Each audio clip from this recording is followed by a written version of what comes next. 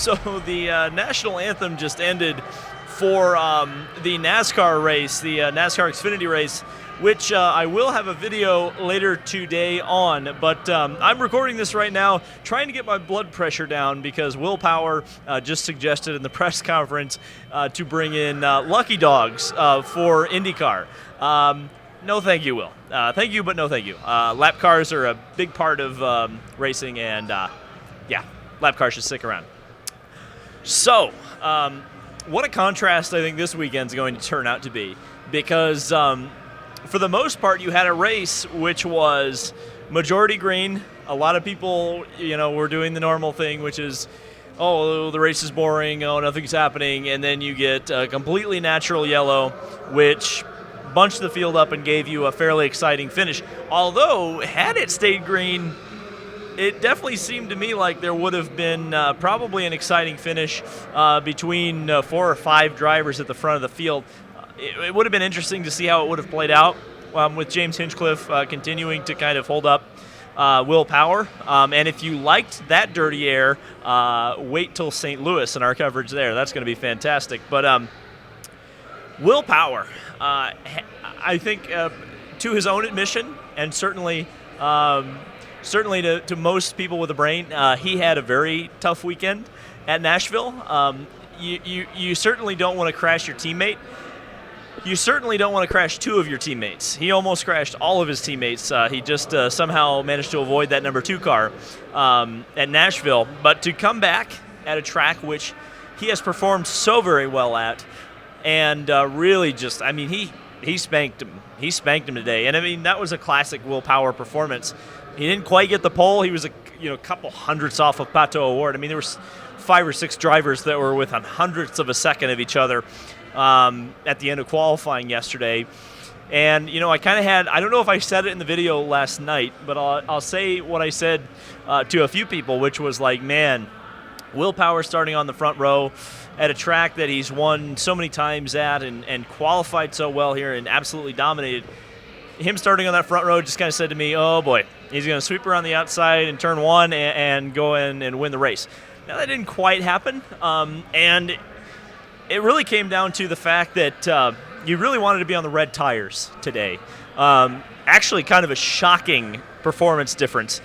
There's like a sweet spot. We've seen it at a couple races where both tires are equal over the length of a stint, but it takes careful management or really good driving to be able to make those 2 compounds even.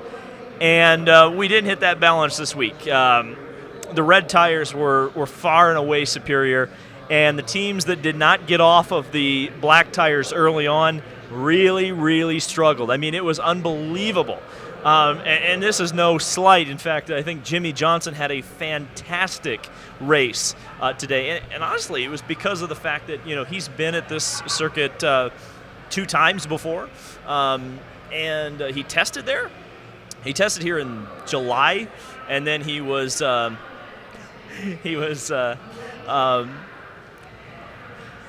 testing, or I raced here in May. Sorry, I was almost waving a guy down the stairs over here. It's okay, you can walk behind my my footage, but yeah. So this was the most experienced Jimmy Johnson has been coming into an IndyCar race, and so I thought that was this is what I expected from Jimmy Johnson, and this is what I expect going into year 2 for Jimmy Johnson too. By the way, is a continued increase in performance. He got 19th today, and I think you should expect that to continue as he continues to get more comfortable with Indy cars. But I think the most blatant example of the difference between the blacks and the reds is you had Scott Dixon, who is one of the greatest IndyCar drivers of all time, and Jimmy Johnson, who we know has had struggles. And Jimmy was on the reds, Dixon was on the blacks, and Jimmy was catching Dixon at the end of the race. He was actually closing in on Ryan Hunter-Reay as well, actually passed Max Chilton on track. I'm sure he passed a few others. He finished ahead of Elio Castroneves, Scott McLaughlin, Rinus VeeKay, the guy who won here in May. So that was intriguing. Championship. Boy, oh boy, the championship. Took a big hit today. Well, it wasn't as big of a hit as perhaps I thought it was when it happened. Alex Palou looked like he was doing everything he needed to do today. He was moving up through the field, looked like he was going to be in podium contention, and the engine blows up. And for whatever reason, Alex Palou has been having engine issues this year. Apparently, he's going to take another 6th-place grid penalty for this engine failure. They had to change an engine at the Indianapolis 500. I think that had something to do with him hitting the wall, but I'm not so sure on that. But I know that after the Portland test, they changed an engine that was unapproved, and that was a 6th-place grid penalty, and then he's going to have to do it again. However, he's still 21 points in the championship lead, finished 27th, so it wasn't exactly a good points day for him. I just look at Scott Dixon, and although he didn't have a very good day either, you look at it and you think about, wow, listen to those Xfinity cars.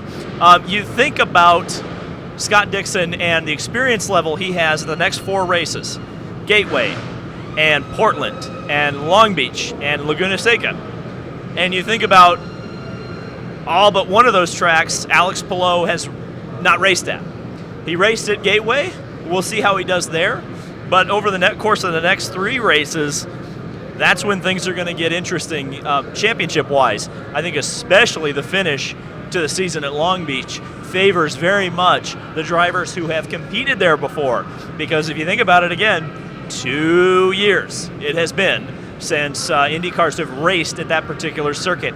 And the fact that it's a street circuit, experience is going to matter. But then again, you look at Alex Palou, and you look at the fact that he has adapted so well to racetracks that he has never seen before. You look at Barber, I think, is a great example. Yes, he's tested there before, but to show up and race is totally different. I think Christian Lundgaard is a great example of the race, testing, qualifying, all being different animals. Now, I won't say it was a terrible debut. Certainly, 12th place is nothing to sneeze at, especially in a field of 28 cars. But I hope it, kind of backs up my point I made last night, which was we have to throw a little bit of ice on the Christian Lundgaard hype train because of the fact that this guy had not competed in an IndyCar race before. I think they did make some questionable. I think they had him on the black tires in the middle of the race, and like so many other drivers, that kind of hurt him. But he didn't make any mistakes today too, which is kind of the other check mark you want from a rookie driver. So I think that Ray Hall competition for the seat into 2022 is going to be very interesting. Shame for Top Gun Racing. They were the other retirement today. They had an electrical issue. Couldn't get a quite 100% answer because, quite frankly, they didn't know. They knew it was an electrical issue. The throttle was sticking a little bit, but I think still a pretty good weekend for Top Gun Racing as they close out their 2021 campaign and start looking to 2022. Their Chevrolet engineer will go over to Juncos Racing for the next 3 races after Gateway, and Juncos Racing will finish out the season. I did a little bit of digging on who Juncos could possibly go with for their final 3 races of the season. I do know that Kyle Kaiser tested for them at Sebring, but I don't know who they're going to go with. I mean, you would think that Kaiser would be the guy, but I think you could also see them doing tryouts for next year when Juncos goes full-time with the Hollinger partnership. So that is I guess that's the report for day 1. Day 2, race 1. Race 2 hasn't even rolled out yet because NASCAR doesn't know how to get a race started. They do pre-race ceremonies for 2 hours, and cars haven't even rolled yet. I think they're just now possibly rolling. I'm going to rant about that later. I will say this. This is the one race coming up tomorrow that we'll talk about.